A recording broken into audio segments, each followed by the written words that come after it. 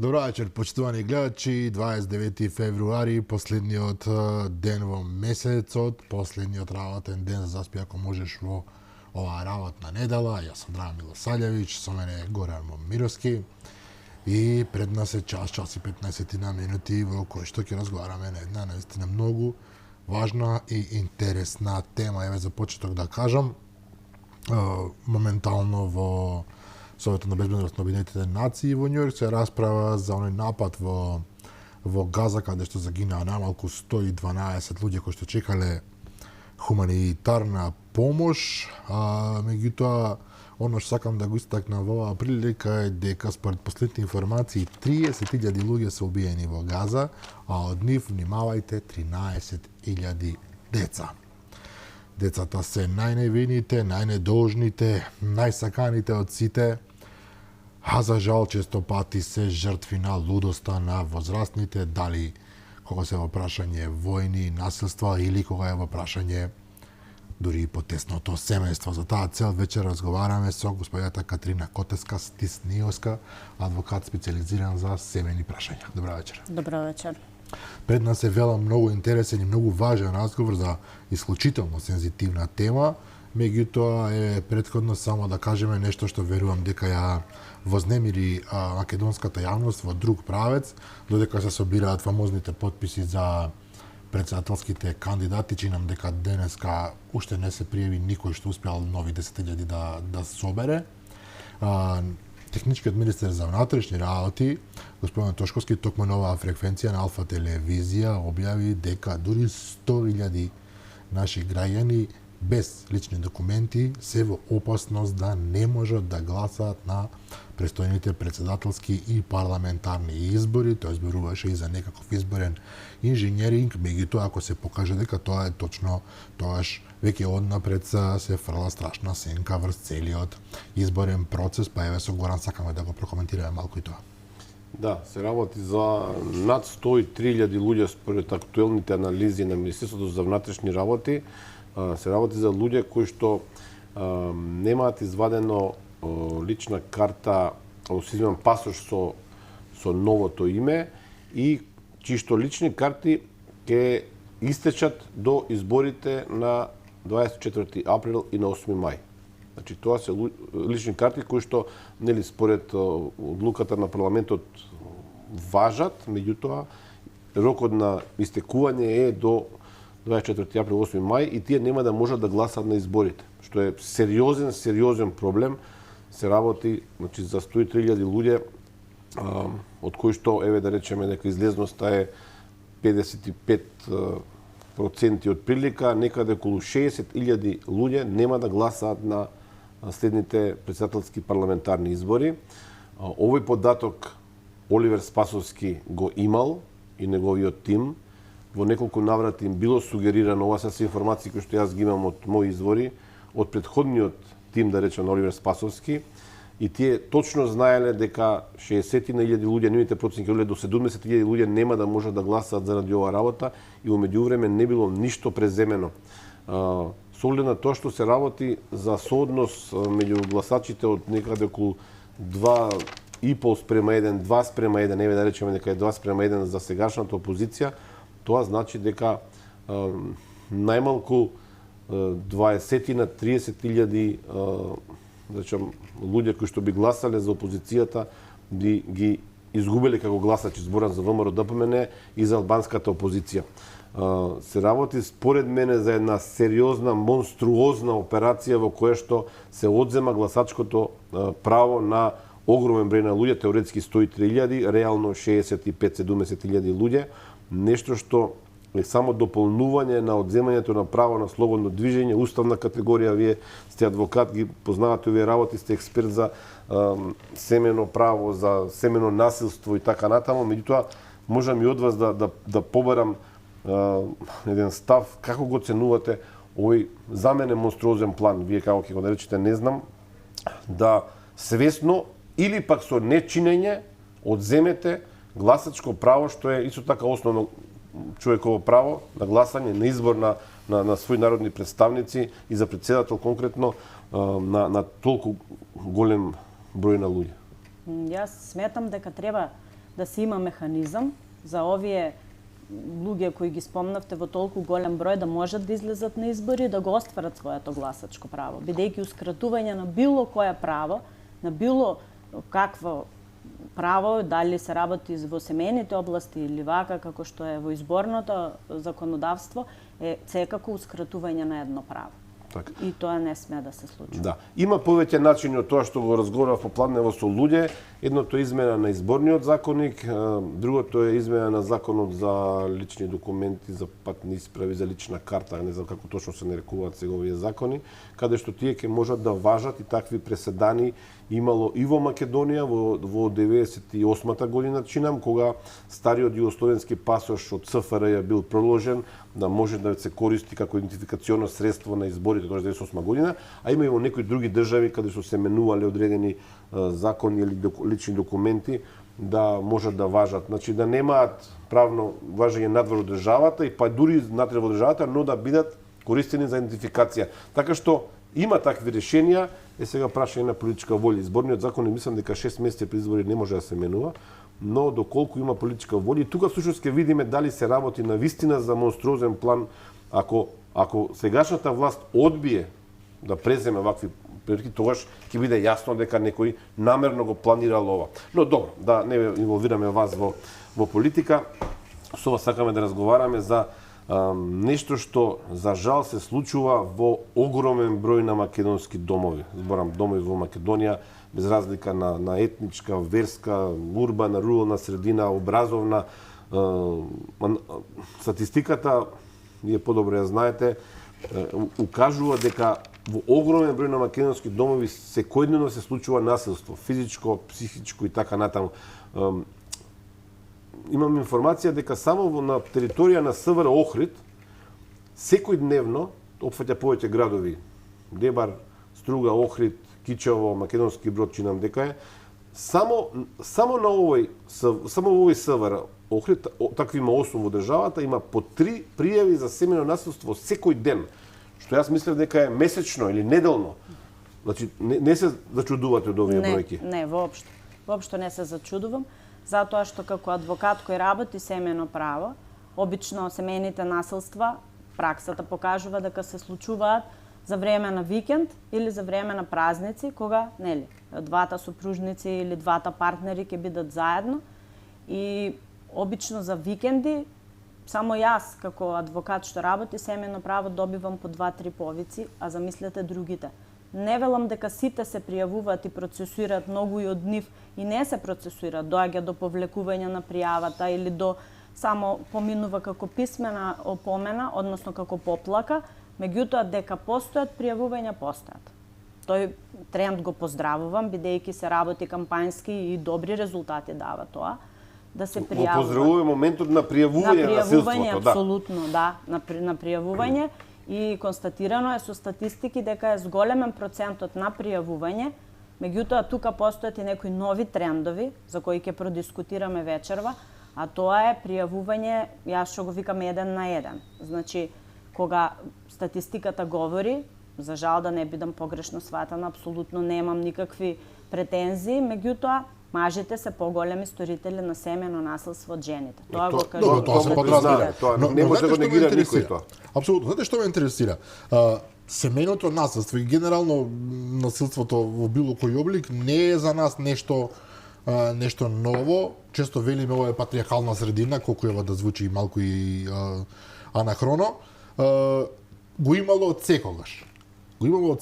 И сега ме интересира дали ова пријавувањата покажуваат дека само се осмелуваат жртвите на семејното насилство повеќе да излезат, да го прикажат тоа за разлика од порано кога срамот го чувал целиот проблем дома, или тоа се зголемува всушност реално? И двете. И двете.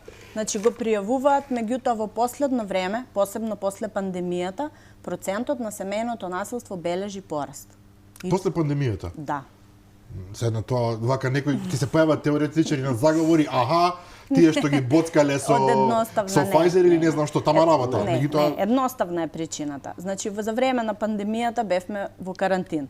Движењето беше ограничено. Многу нефункционални бракови, зборувам сега конкретно за браковите. Многу нефункционални бракови сопружниците беа приморани да бидат заедно во една ограничена средина.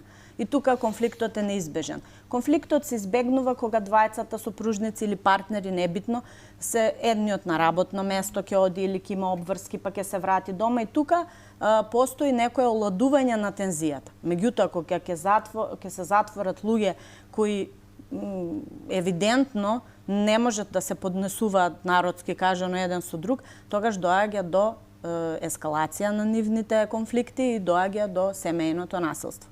Исто така и беше изголемен и процентот на развод на бракови, бидејќи беше евидентно дека како едно преиспитување на самиот брак, дали ние функционираме заедно или... Сега неодамна разбрав дека во Скопје, на пример, толку многу бракови се прекинуваат со развод, што не може да постигнат задолжените судии, што е неверојатна информација. Меѓутоа, се ме интересира нешто друго. Вие велите тоа се сопружници кои што не можат да се поднесат практично меѓу себе. Логиката на бракот, настапувањето во брак, значи луѓе кои што се сакаат или најмала рака имаат длабоки заеднички интереси да формираат семејство, не би требало да се во состојба да не се поднесуваат. Тука не зборуваме за обични караници, претпоставам дека секој на светот во еден момент се расправа сопруг со сопруга и така натаму, тоа е Гора ме загледа чудно. Гора веројатно никогаш не се скарал за сопругата. Меѓутоа, кога зборуваме дека луѓето не се поднесуваат, тоа значи дека ние имаме огромен број на бракови кои што всушност не се во сферата на оно што би требало да бидат суштински. За жал, да.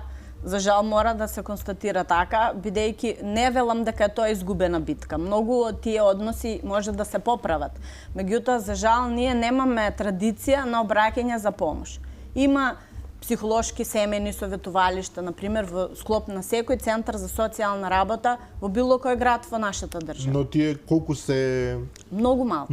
Многу малку се користат и јас апелирам дека воопшто не е ни срамота, ни нешто е апсолутно страшно, ако имам проблем да се обратам во таков центар и да побарам помош стручна, бидејќи тука се социјални работници инволвирани, психолози кои добро го познаваат семејните односи, семејното право, има и правници, така да или едноставно нека побараат совет како да ги решат.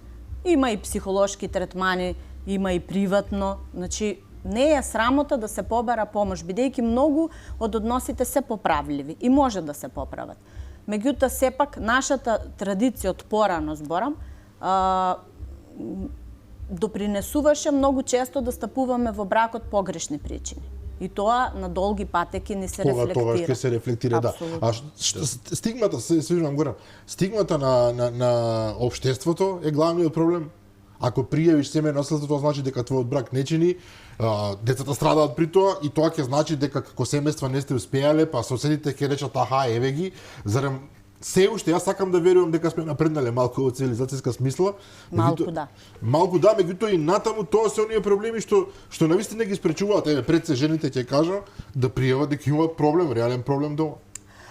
Кај жените тука се детектираше еден друг проблем и тоа во многу студии и анализи се дојде до заклучок дека традицијата на оставање на имотот на машките потомци, на синовите, да, и без оставање на женскиот потомок практично без имот, или она советување дека жената е таа која треба да седи дома, да роди дете, да се занимава со куќата и со мажот и дека кариерата нејзина треба да биде на второ место, па и да не работи, а исто така и оние приказни кои за жал многу мајки ги имат подучено своите девојчиња дека се принцези, дека треба да бидат чувани, дека за нив треба мажите да се грижат. Јас не се сложувам со тоа.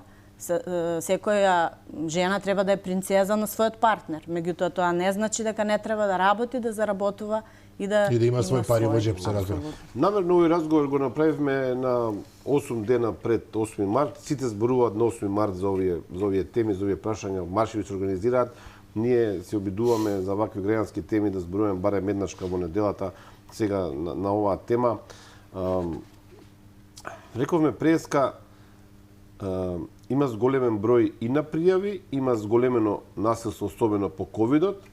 И сега тука логично се наметнува прашањето дали има и зголемување на квалитетот на, да наречам, правната рамка институционална која што се соочува со оваа работа. Јас не знам како стојат состојбите во Центри за социјална работа во Скопје, се нарекува поинаку, мислам нека тоа е веројатно како собир на повеќе социјални центри, не знам точно како се нарекува, не е важно. Дали има повеќе луѓе што се занимаваат со работа? Дали има посоодветни механизми, не знам, во полициските станици? Имаме многу ситуации каде што полицијата не сака да излезе на терен заради тоа што го познаваат сопругот или се роднини со некого, нели? Дали имаме подобрување во тој дел заради тоа што во последниве години, особено оваа влада, се фали. Не сакаме политика да вметуваме во ова дневна политика, но имавме, да речеме, две силни жени за министерки за труд, социјална политика, Мила Царовска и актуелната, се извинувам ќе го заборив името, не е важно. Дали тие помогнаа да се создадат услови соодветни за секој што има проблем на ова поле, да му се излезе во пресред веднаш и сега? Се работи, секако. Значи, еве, по ратификација и подпишувањето на Истанбулската конвенција, која подпишавме 2011 на ниво на држава и ја ратификувавме 2018 година, се донесе закон. И тоа законот, по моје мислење, како практичар кој нели го работи по него, воопшто не е лош, има добри механизми. Тоа е законот за спречување и заштита од насилство врз жените и семејното насилство, каде што во определени членови има доста акцент ставено на подобрување на ситуацијата. Например, би го издвоила член 4, кој представува забрана за виктимизација. Значи, тоа значи дека и тука воедно да го спомнам исто и член 6, должно внимание. Забрана за виктимизација и должно внимание би значело дека секоја институција треба со грижа да постапува кон случаевите на семејно насилство. Секој индивидуален и секој во рамките на неговата специфика треба да се постапува. Должно внимание значи да се испитаат околностите за самата жртва, меѓутоа и по моје мислење и за сторителот, затоа што се повторуваат семејни насилства. И сум имала во пракса, например, сторители каде што ми се обраќале две сопруги, првата и втората за истиот маж. Или партнер, исто така. И сум имала во исто време? Или... Мислам на временска дистанца. Додека биле... Додека биле заедно. Првиот случај, човекот е ист, кој ќе ме види на суд се изненадува, меѓутоа ми се обраќале. Имавме случај во Куманово, јас сум попотекло од таму, имавме случај во Куманово каде што се случи двојно убиство при вршење на семејно насилство. Значи, сопругата бивша и нејзината мајка беа убиени од страна на семеен насилник тод во 2023 година, кога еден кумановски портал направи цела анализа на постапување во таа институција. И да го кажеме порталот, не е проблем ако се сеќавате. Куманово Њуз беше. Куманово Њуз, да ги пофалиме колегите. Да, апсолутно. Направи многу добра анализа, направи едно истражување што било постапувано и како било постапувано. Каде се направени грешките всушност, зашто не било спречено, така? Грешки и биле изрекувани мерки за заштита од семејно насилство. Меѓутоа, како ќе завршеле тие мерки, така продолжувало пак по старо. Тука се наметнува прашање, целиот закон е посветен на жртвата. Значи, во рете, постапување и секако жртвата треба да има најголема заштита. Меѓутоа, треба, она што се лечи, треба да се излечи. А тоа е сторителот на семејно насилство. Има правилници за постапување при семејно насилство во секој центар за социјална работа како би постапувале. Некаде се постапува, меѓутоа некаде за жал не. Да ви прашам нешто, има ли во Македонија државни институции каде што некоја жена, во некои ситуации може би и маж, но 99% се жени жртви на семејно насилство, да побара поддршка и да отиде да биде сместена таму, никој да не знае дека е таа таму. Се случува, да. Јас сум имала случај. Се случи, мислам, последно што се сеќавам беше, има сигурни куќи, односно шелтер центри, во Македонија има во повеќе градови.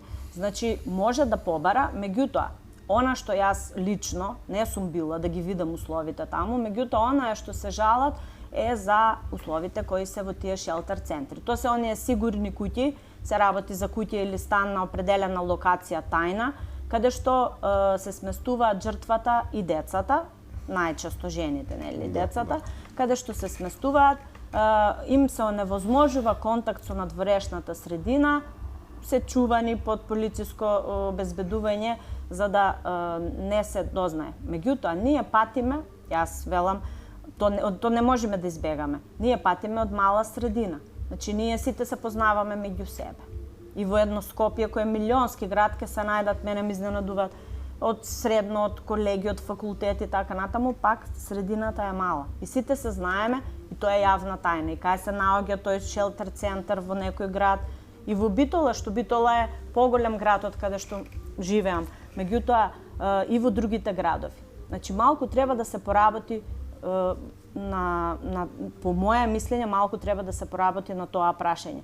Бидејќи секоја жена, кога во моментот ќе избега од домот и од насилникот, бара место каде да се засолни, да се скрие со своите деца и да биде на сигурно, да се заштити. Добро, но кога вие велите условите не се задоволни, тоа значи дека се субстандардни услови во тие станови, се куќи, жалат што дека е оскудно со опрема. Па Значи, толку е тешко за државата кога веќе нашла станови во нив да направи пристојно сместување, не луксузно, меѓутоа пристојно, Сметам да се дека стават не би неколку навистина неопходни работи.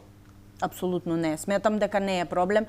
Меѓутоа, пак ја речам, на конто бидејќи самата се сметам своевиден за борец против оваа појава, значи на конто на заштита на борбата против семејното насилство, сметам дека многу работи треба да се доработат. Апсолутно. Кажете ми, уште колку време имаат право да седат жртвите во тие шелтер центри?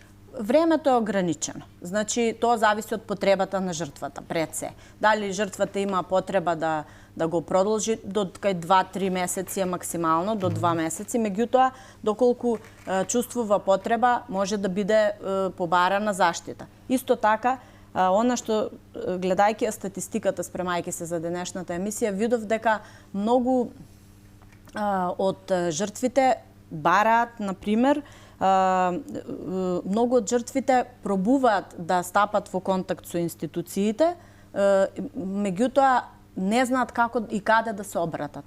Добро, затоа е повторно ќе го пратиме, ќе го поставиме прстот кон институциите, значи не биле доволно, не се потрудиле доволно да го обела тоа. Абсолютно. Дали медиумски, дали на било кој начин, навистина луѓето не се должни во принцип да ги знаат сите овие работи, особено ако ним требаат од прва. На запад, колку што сум успеал да видам, тоа е многу пофлексибилно, многу пораширено, многу развиен начин на контакт, веднаш се реагира, се создаваат услови во кои што жртвата навистина и психолошки ќе се подготви како понатаму. Спомнавме дека законот кој е донесен за заштита на жената и против семејното насилство, спомнавме со него во според и претходниот закон и овој сега има една мерка која е наречена отстранување на насилникот од домот без разлика на состојбата на сопственост, односно и да е сопственик на тој стан или куќа, може да биде отстранет од домот во временско ограничување. Добро. Дури таа сега мерка со новиот закон може да ја побара и МВР. Значи согласно таа може да ја побара во рок од 30 дена, да е тоа итно и за смирување на тензиите, за смирување на состојбата може да се побара. Имам информации, сум имала случаеви каде било побарани од МВР, меѓутоа се работело за тешки физички насилства. Само тогаш. Меѓутоа имаме ние например, семеен насилник кој е зависник од алкохол или од дрога, најчесто од алкохол, кој со години представува проблем на домашните, меѓутоа тука до предизвестно време мерките, колку што јас бев сведок, мерките за одвикнување од зависности во мерките за заштита од семено насилство не беа изрекувани. Дури ми се случувало и неколку пати да ги барам и да бидам одбиена другите да од страна на судот. Апсолутно. Да ги прифати, а да ми се отфрлат мерките за зависност, каде што Каде е човек логиката ова? Нема логика во ова. Нема. Зошто судот би реагирал, би го заштитил практично тој што прави тортура? Значи, тој е осуден, така? Осуден е човекот? Не. Тоа се работи, например, за семено насилство. Се работи за семено насилство, каде што се поднесува предлог, независно дали од преку Центарот за социјална работа или самата жртва, и со претходниот закон и со овој сега што ја насила, имаше право жртвата да си побара преку адвокат или само иницијативно да се застапува на суд, ако е правно стручна, и тогаш се бараа мерки. Меѓу мерките спаѓаше, например, да не се заканува, да не врши семено насилство, да не уценува, да не се доближува на 100 метри, да биде отстранет од домот и да биде подлегнат на психолошко советување или лечење од зависности. Сега гледам, во поново време, имав една пресуда од судот во Скопје, каде што на пресудата беше задолжен да посетува психолошко советување за, односно против семено насилство. Насилникот беше задолжен со судско решение. Да, но генерално судот често пати не оди во тој правец. Не ги задолжува. Не. И како го чувствува тоа? Како дозвола за да го повторат насилството, предпоставувам? Има тука повеќе елементи мене што ми паѓаат на памет и врз база на искуството тоа што сум го читал барем. Едното е, вие велите кога ќе му се даде на насилникот наредба да напушти куќата дури и кога е негова. Особено во помалите средини, меѓутоа, еве да не ме свати никој погрешно, меѓутоа претпоставувам и во Скопје, во нашиот цивилизацијски светоглед, тоа за човек кој што е условно кажано екстремен насилник, тоа е навреда на неговото достоинство, навреда на неговата мажественост и така натаму, и токму тоа што е подготвен да направи невидени глупости. Вие мене од дома ќе ме бркате, сега размислам, мене ли од дома бркате, сега ќе ви убијам сите од прилика тоа. Тоа е едниот момент. Вториот момент што ми паѓа на памет е, сум читал полицајци, уште од она време кога тепањето условно кажано беше нешто што на полицијата и се подразбираше, велат добро ќе го донесеме, ќе го однесеме во станица, таму ќе изеде и страшен ќутек се извинувам, и ќе го држиме 2-3 дена во станица и после тоа немаме веќе што да му правиме, ќе го изнесеме и тој веднаш се враќа дома и ги прави истите глупости. Значи имаме мал милион варијанти кои што покажуваат дека овој принцип кој што е запален по својата основа, потешко кај нас се имплементира. Многу добро прашање и јас на ова многу апелирам, бидејќи државата кај нас нема некој определен механизам каде би го сместила тој човек што ќе го дислоцира од домот. Јас поставив едно такво прашање на една трибина, каде што претходен министар од претходен ешалон, небитно, беше присутен, меѓутоа добив одговор популистички. Тоа е семен насилник и ние се занимаваме со жртвата. Не се сложувам со тоа. Не се сложувам затоа што тоа е борба против семено насилство, каде што и справувањето со такви работи, како што велите, тоа ќе го револтира, ќе го поттикне да го повтори семејното насилство, ќе го тлее во себе, за да кога ќе се врати повторно, жртвата му е прва на удар или следна жртва ќе најде. Небитно, апсолутно. Значи, треба по мене, како практичар и теоретичар во оваа област, сметам дека треба да има механизам каде тие луѓе ќе бидат сместувани и во исто време да им биде дадена и психолошка поддршка. Во најмала рака. Во најмала рака. Или да бидат однесени во затвор. Ако има загрозување на безбедност... Но колку време ќе го држат во затвор? Има насилство... Понекогаш и не е соодветно решение ако се работи за некој случај кој има судска пресуда, каде што судската пресуда налага да биде изречена казна затвор. Јас зборувам сега за репетенти, за луѓе што повторувале нели семено насилство со кривично дело, со тешки повреди, полесни повреди, не е важно. Знаете што ве прашувам, се сеќавате сите на случајот со Пале, така? Апсолутно, да. Тука имаше класичен пример кај што несовршеноста на системот, да речам, допринесе да Пале Тоа на девојка што губи насилникот што ја Да, напаѓаше. и беше ослободена од судот за убиство во самоодбрана. Но беше страшно што таа беше осудена прилично, мислам дека беше. Не се сеќавам само, мислам дека беше убиство во миг, мислам дека беше во миг. квалифицирано делото. Беше осудена. Тука беше обвинета, не беше осудена. Обвинета беше, се извинувам. Да, имаше обвинителството, ја обвини, што исто така е страшно. Ова е многу добро прашање и сакам да се надоврзам на следниот начин. Сега феминистите нека не се налутат. Јас реков дека јас сум феминист од прва категорија. Насилникот е насилник, треба да се спречи, кој сака пол, нека причините какви сака, нека му се. Меѓутоа има еден момент кој што често пати се случува, особено во тие кругови, е дека всушност жртвата лаже, дека тие се лажно обвинувани, дека се злоупотребени, дека претходно врз нив бил вршен притисок, дека биле мамени, дека всушност жртвата нив им давала разноразни поводи да го направат тоа што го направат или дека дури тие самите биле жртви. И тоа претпоставувам, освен во оние ептен фактички состојби, тешко докажливо.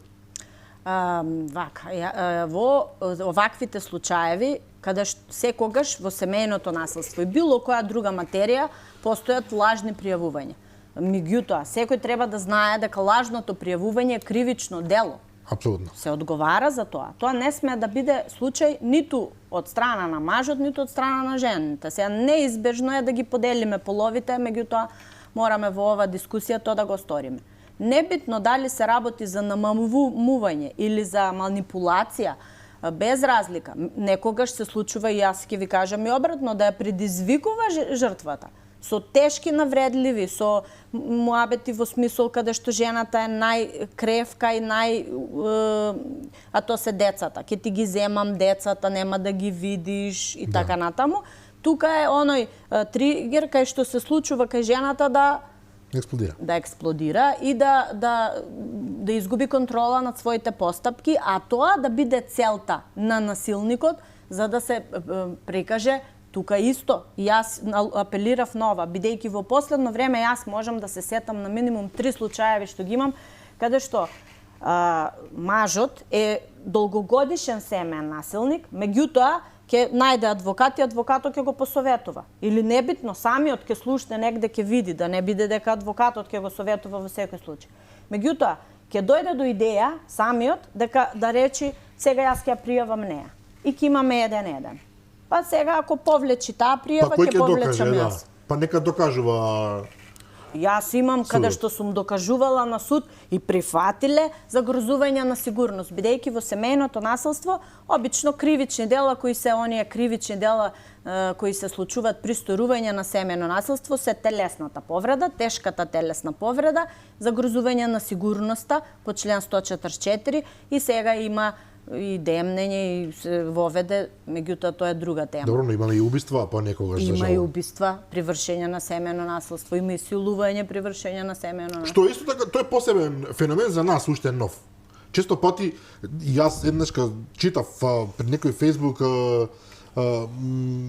они како се викаат дебати, неверојатни информации, значи жената го обвинува мажот дека ја силувал во брак и имате десетици и десетици пораки од разни ликови ќе речам, господа кои што велат како може да силуваш твојата жена, тоа не може да силуваш, тоа ти е жена, тоа се подразбира дека ти со неја имаш право да правиш се што треба и не може да силуваш. Значи постои такви луѓе идеја дека силувањето не е возможно во бракот. Тука треба да се поработи кон свеста, колективната свест.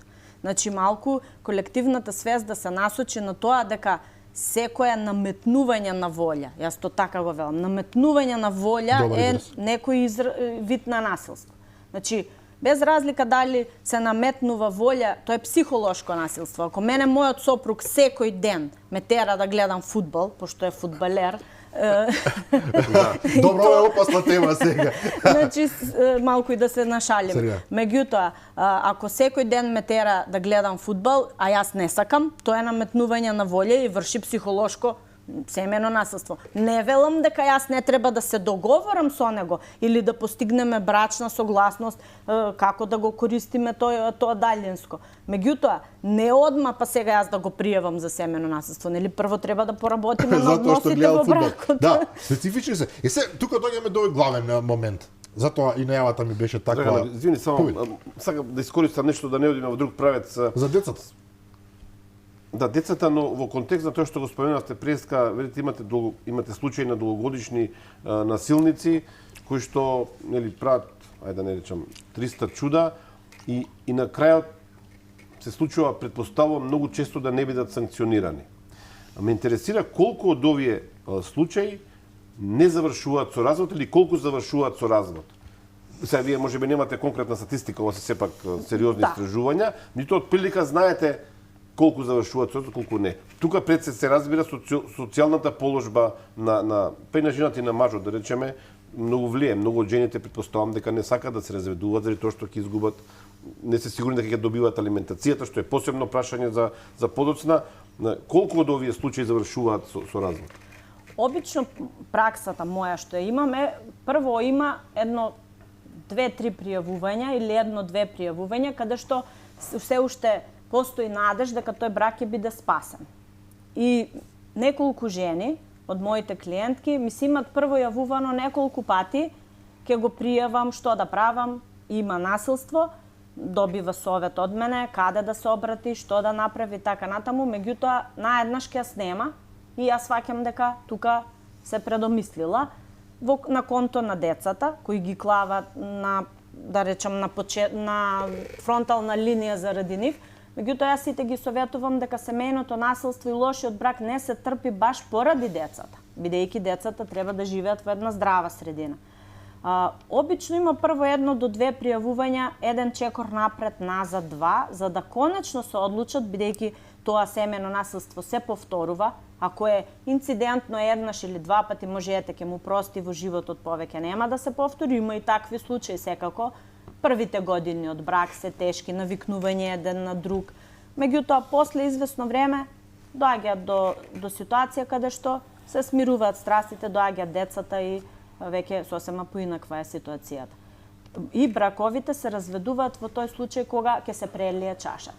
Од неколку пријавувања на семејно насилство, каде што семејниот насилник константно го врши семејното насилство и жената е приморана да стави точка на тој брак и да го заврши со развод. Има еден предмет кој што јас го следам веќе 6-7 месеци, не сакам во емисијава да го употребам, ниту ова што го зборувате вие преска, рековте семејен насилник долго време врши тој пријавување на сопругата за да направи некаков правен контекст, не рековте еден со други ќе се тужат. Овој пример што јас го следам веќе од лани, од некаде јули-август месец, е навистина неверојатен. По една точка само, не знам, вие претпоставам дека не го знаете, може би сте слушнали, не знам, се работи за семеен насилник кој што со судска пресуда од Охридскиот суд, не го кажувам судијата, а можем и да го кажам, тој ќе се препознае, сигурен сум, го доделил детето, ова се случи пред 10 дена, го доделил детето на човек кој што е правосилно осуден за семено насилство кон мајката на детето, кон неговата сопруга, и не можам да разберам, ова е сериозен проблем. Ако еден судија, долгогодишен, многу искусен, нема да го кажам името, сепак, го додели детето во разводот на човек кој што е правосилно осуден за семено насилство. Како го толкувате вие? Јас сметам дека тоа не е добра одлука. Како прво при доделување на детето треба да се гледа возраста на детето, емотивната поврзаност со родителите и понатака нормално и да се гледа на овој аспект. По моје мислење, ако еден сторител на семејно насилство е агресивен до тој степен да го стори семејното насилство, то не го прави добар родител и не го прави добар сопруг. Ако има насилство кон сопругата, ќе има и кон детето. Тоа се предпоставува. Да. Може да се очекува. Може да се очекува. Меѓутоа, судовите и во пракса одат по некоја друга логика, дека ако, што јас не се сложувам лично со таа логика, доколку, како што спомнав, не се прави третмани и вистина не се направат коренити промени во однесувањето и во лечењето на таквата психолошка состојба, значи сметам дека насилен некој човек е насилен. И тој ќе биде насилен и спрема дете, и спрема маче, и спрема се, буквално спрема се нешто што би можело да биде насилно. Одлуката да се додели дете на машкиот родител, на таткото, во ситуациите, во денешно време, може би се тргнавме од тој аспект дека, родителското право се почитува и така натаму. Меѓутоа, тука е многу битна биолошката улога на мајката, затоа што мајката со детето биолошки е поврзана до третата година. Сите педиатри... И до 9-та има варијанти, и до 12-та година, нели? Меѓутоа, до третата детето се идентификува со мајката. Смета дека се една Овде, целина. за жал, се работи за дете на отприлика таа возраст. Но, извините, една работа е страшна за мене, кога се дава детето на човек што е осуден за семено насилство, правосилно велам, значи, не е обвинет, туку правосилно на апелација потврдена од луката, а друга работа е да се даде и да не е насилник, да се даде на таткото без аргументи зошто се одзема од мајката. Колку случаи има кога во Македонија, од тоа што го зборав со луѓе од меѓуопштинскиот центар за социјални работи во Скопје, во Македонија речиси нема ситуација кога детето се одзема од мајката, се дава на таткото, доколку не се работи за тешка зависност, алкохолизам, дрога и така натаму, што во овој случај значи мајката да не речам сега е на супер, да речам, мајка која што заради тоа што нели родителите на незиниот сопруг се многу богати, се многу моќни, во ситуацијава се соочува со судска пресуда која што за мене е фрапантна. Колку мајката има предност во тој однос да го добие детето? Емоционалната врска на детето со мајката е секогаш поголема. И судовите секаде низ сите земји во светот даваат предност на мајката. Затоа што емоционалната врска на детето со мајката е поголема. Ако се работи се гледаат многу околности, меѓутоа како што велите, ако се работи за мајка која е одлична, која си го своето родителско право си го исполнува со сите елементи, детето го гледа со најубав во внимание и истата е квалитетен родител, тогаш секогаш мајката при доделување на детето и при мислењето што го даваат центрите за социјална работа, доделувањето е кај мајката. Да. Добро, овој случај да не го злоупотребувам се емисијава, но ќе го кажам, судијата Ефтим Попевски се вика од Охрид. Јас во меѓувреме ги следам и другите процесни действија, да речам, овој предмет оди на апелација во Битола и тамо ќе следам кој како се однесува. Ова е една парадигма за гнилоста на македонското правосудство, не во политичка смисла, не во кривично правна смисла, туку во нај, како да кажам, исконска човечка смисла, да вие одземете за тоа што сте премногу богат и моќен, да одземете дете од мајка и во тоа да инволвирате, внимавајте, не е само судијата Ефтим Попевски.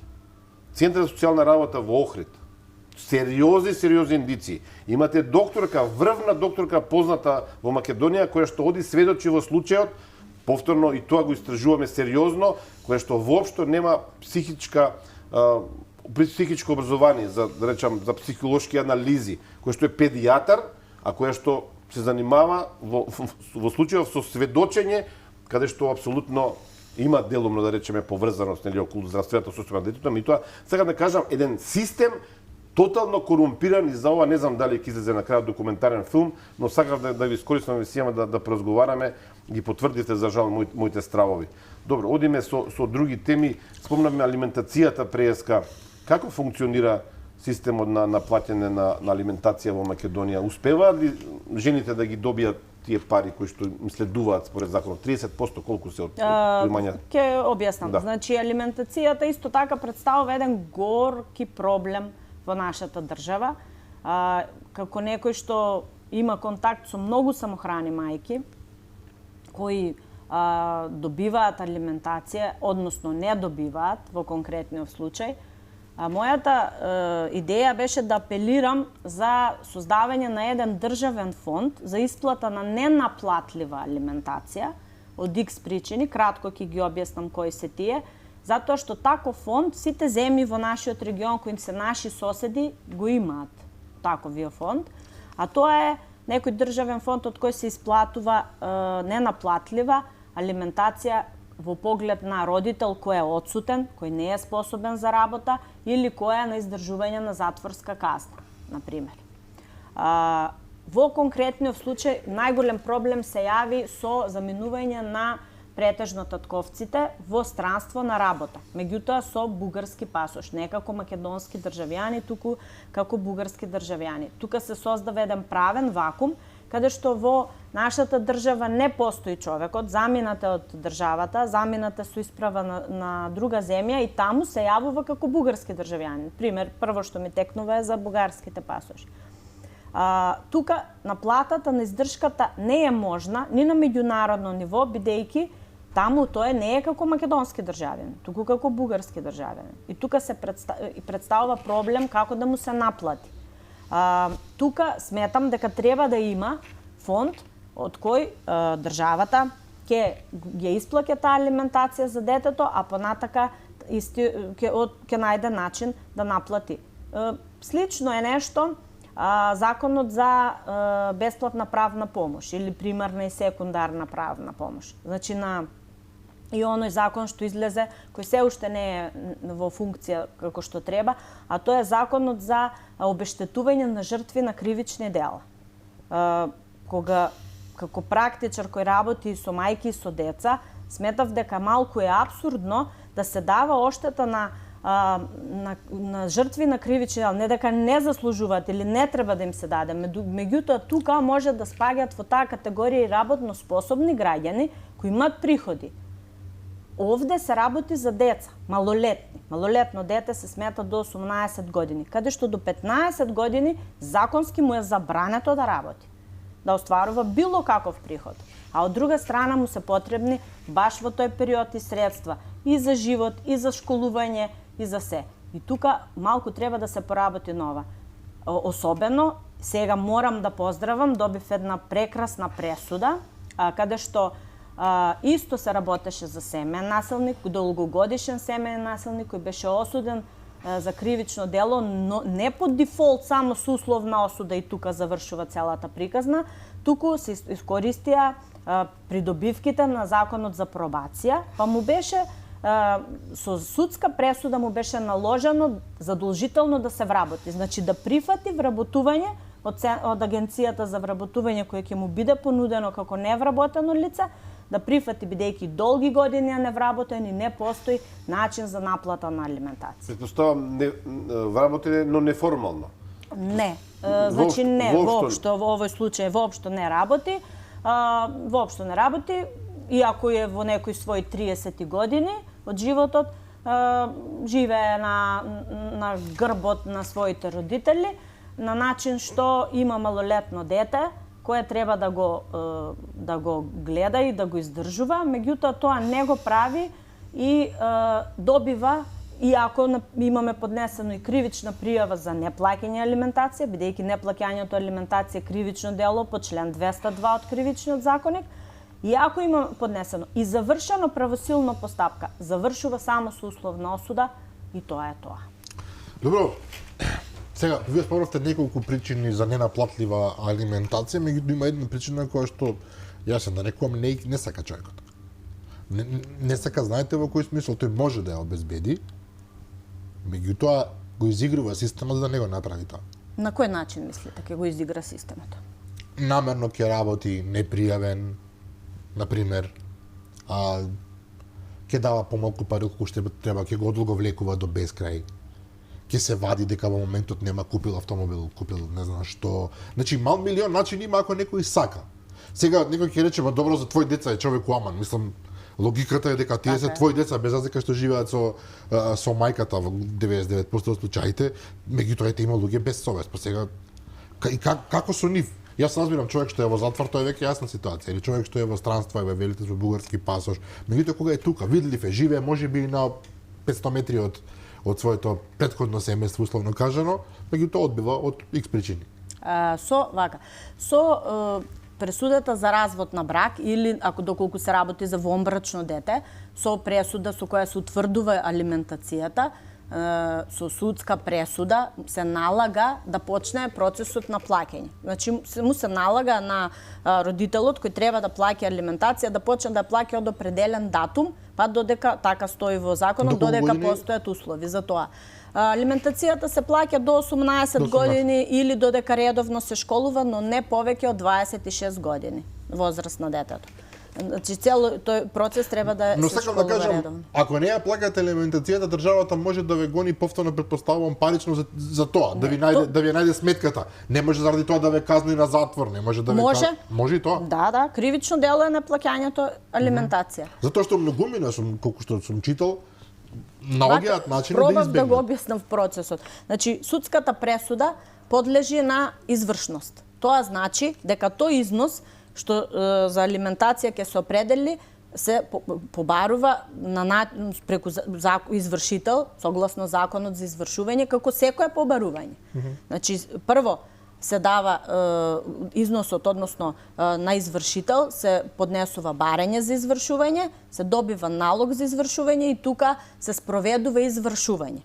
По добивање на налогот за извршување се поднесува кривична пријава за неплаќање на алиментација. А колку е тоа експедитивно ме интересира, бидејќи сега ако сме реални, порано можело човек луѓето оделе со кеш во таков бил начинот.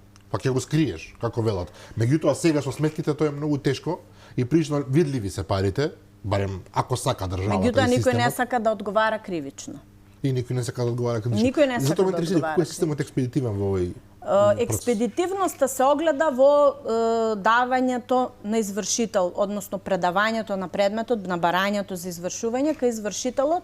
Извршителот го блокира одма. Ако има сметки, ако има имот исто така недвижен, и подвижен. имот во тоа. Апсолутно. Значи секој имот кој подлежи на можност за извршување согласно законот за извршување може да биде предмет на извршување и за наплата на алиментација. Иако извршителите не се омилени баш во јавноста, во овој случај Во овој случај помагаат. И сега за децата мене ме интересира, Горан спомна еден пример, прилично брутален би рекол.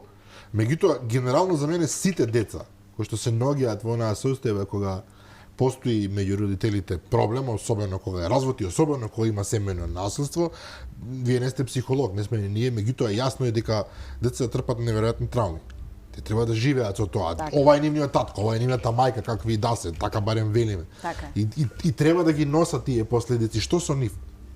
Зато спомнавме со Горан пред малце дека во таквите токсични односи, лоши врски, лоши бракови не се останува баш поради децата.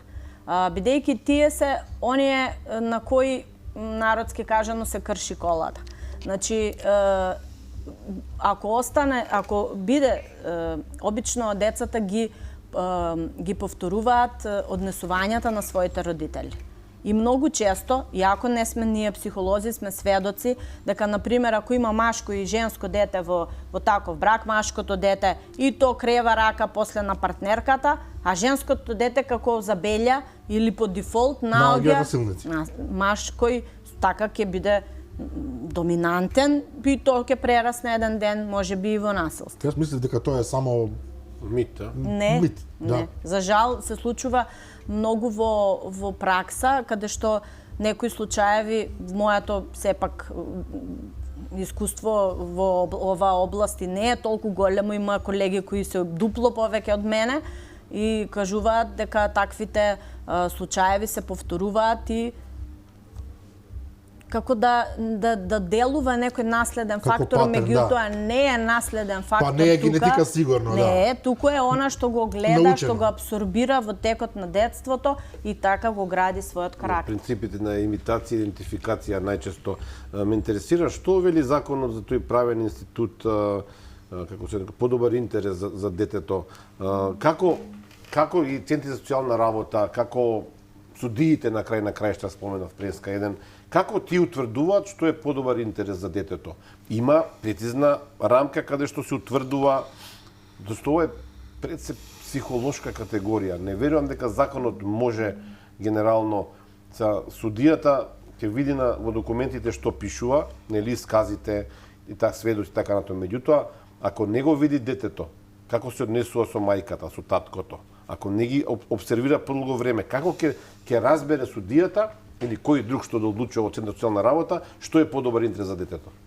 Обично, Центарот за социјална работа е надлежен по тоа прашање да утврди кои услови и кој е интересот, и тие се составени од стручен тим. Како што рековте, судијата е правник, тој не е ни социјален работник, ни психолог. Меѓутоа, го допревме тоа дека кога зборевме сега за мајката и за поврзаноста на детето со мајката. Тука се гледаат повеќе фактори. Значи, емоционалната поврзаност, возраста на детето, понатака кој родител како има можност согласно своето занимање и образование да има некои родители кои многу патуваат, кои не се присутни тука. Ако е, например, приватен некој да има приватна фирма, често е по 10, по 12 сати одсутен од дома со работа. Значи, најдобриот интерес на детето е склоп на повеќе работи. Меѓу кои, најдобар интерес за детето треба да се гледа и освен емоционалната поврзаност со мајката, треба и со родителот, треба да се гледа и понатамошниот живот, како ќе биде. Кои услови ќе му се дадат на тоа дете, секако што го спомнавте примерот, ако живее со татко насилник или ако живее во таква токсична средина, сигурно тоа не е подобар интерес на детето. Меѓутоа не е па и подобар интерес на детето ако го осудиме да како што спомнавте, дека екстремни случаеви постојат каде што и мајката некогаш не е компетентна за тоа. Меѓутоа, ретки се, меѓутоа сепак постојат. Во секој случај треба да се обрне внимание и да се утврди.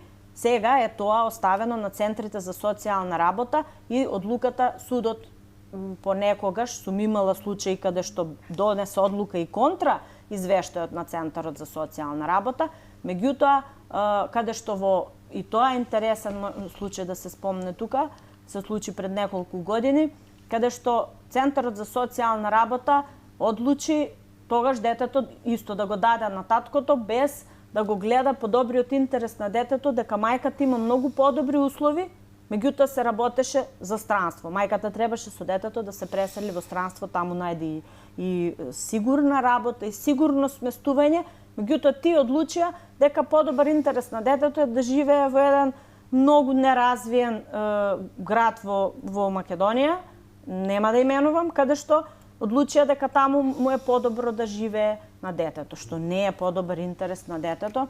И тука, освен што беше оделено и таму од мајката, исто беше осудено да живее во многу полоши услови, отколку што би можело да живее понатака и да добие и образование на подолги патеки. Така, мислам дека го паметам овој случај.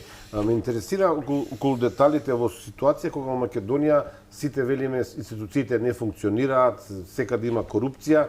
Како функционира наредбата од судот или можеби тоа се мерките всушност од центри за социјална работа при не знам се доделува детето на едниот родител, па треба да се гледаат, нели секој втор викенд најчесто е со одредени други посети во текот на неделата. Кој врши контрола на тие ситуации? Има ситуации, јас барем за овој случај, каде што редовно се прекршуваат правилата што се наметнати од Центарот за социјална работа. Има ли капацитет државата преку Центарот за социјална работа да вршат контрола и да ги санкционираат тие што ги кршат мерките? Имаат и треба тоа да го прават. Треба. Но многу често се случува да не се санкционираат прекршувањата.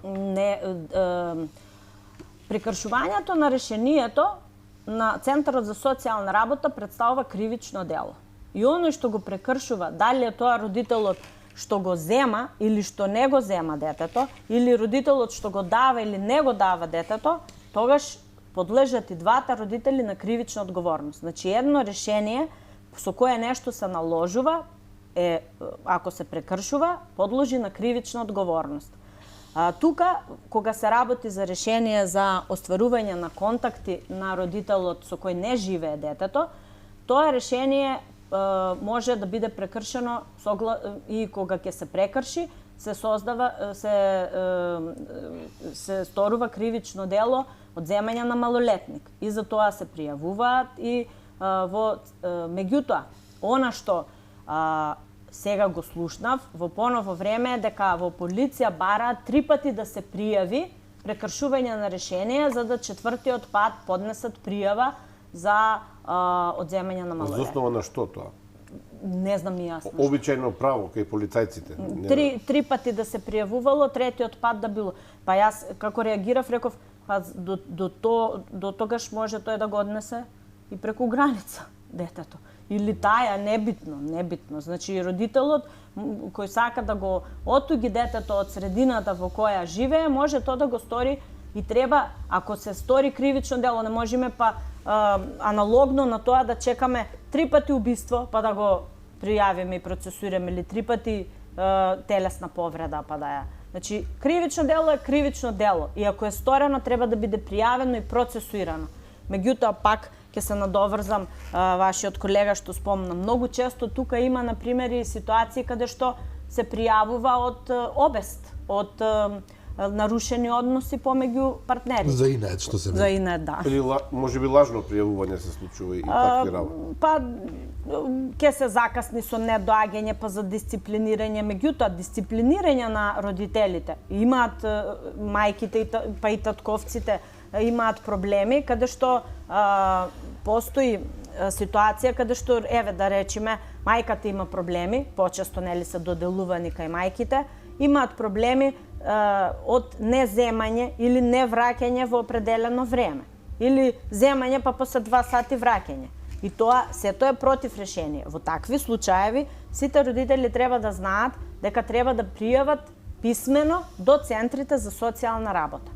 Да пријават писмено дека постојат некои нарушувања на процесот на решението, па може би тоа ќе биде основа решението да се смени. Може треба поинаку да се постави. Може премногу или премалце средби, па ќе треба да се усогласат или времето на средбите не одговара. Значи, постојат начини кога тоа да се усогласи. Меѓутоа, како што спомнавте, има и екстремни случаеви, каде што некој смета дека полага право на тоа дете, или ќе го одземе, или нема да го врати, или ќе постапува како што треба.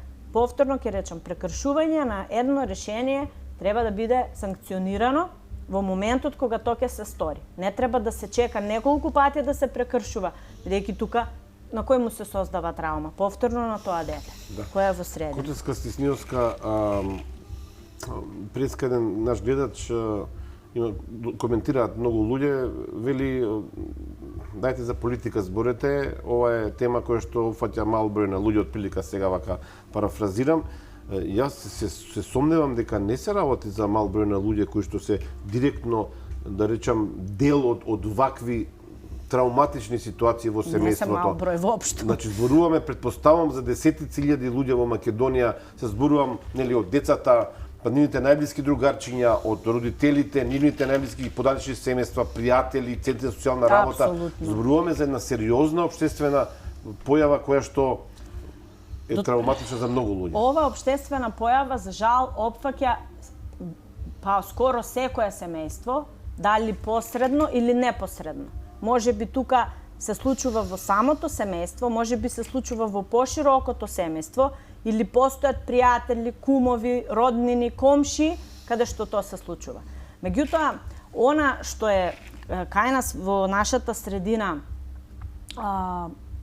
интересно, ќе речам, е тоа што ако пушта некој во зграда гласна музика, ќе биде пријавен во полиција. И полиција ќе му дојде на врата. Меѓутоа, ако се случи да се слуша семејно насилство, никој тоа нема да го пријави од комшиите, а има такво право и треба да го направат, не само што да се случи, туку имаат. Лично јас сум пријавила еднаш. Така да се случува околу нас сите. И сите ние треба да бидеме борци, условно кажано, против тоа. Не е точно дека многу мал број на луѓе го зафаќа, меѓутоа ова е тема која за жал, како што спомнавте, се става под тепих и се срамиме од неа да разговараме на таа тема. Бидејќи се смета дека тоа може да се тргне настрана, дека тоа е наша интимна, домашна, фамилиарна работа, со тоа не треба другите да ги занимаваме, меѓутоа борбата ги опфаќа сите сегменти, и општеството, и меѓутоа и секое семејство како една единка целина во општеството. И благодарам за мене многу поучен разговор, би рекол, иако фала Богу што вели Драган кој што е феминист, немаме проблеми со семејно насилство, барем за сега, но сочувствувам со повторно ќе речам, претпоставам десетици илјади луѓе во Македонија кои што секојдневно се борат со оваа сериозна ситуација која што на некој начин нели семејството, ако е основна клетка на општеството, влијае и на продуктивноста на работата, на социјалните комуникации генерално, луѓето се нервозни. Претпоставам дека треба да се работи повеќе. Дали сте вие на крај едно кратко прашање оптимист дека може да се направи нешто повеќе на ова проблематика доколку се има политичка волја? Јас овде не гледам политичка волја кај ниту еден од политичките фактори да се подобрат процедурите, да се забрзаат процесите, да се решаваат работите пред да ескалираат, па да се случува, не знам, 11 фемициди за 3 години, ако не се лажам во Македонија. Минатата година имаше 5 жртви, беа тука и мажи и жени, претежно беа жени. Меѓутоа, дека сум оптимист, сум и морам да бидам. И секогаш ќе бидам оптимист. Затоа што само човек што е оптимист е борец вистински и работи на нештото да се реши. Лично сум позната како борец за правда и ќе продолжам со таквата пракса,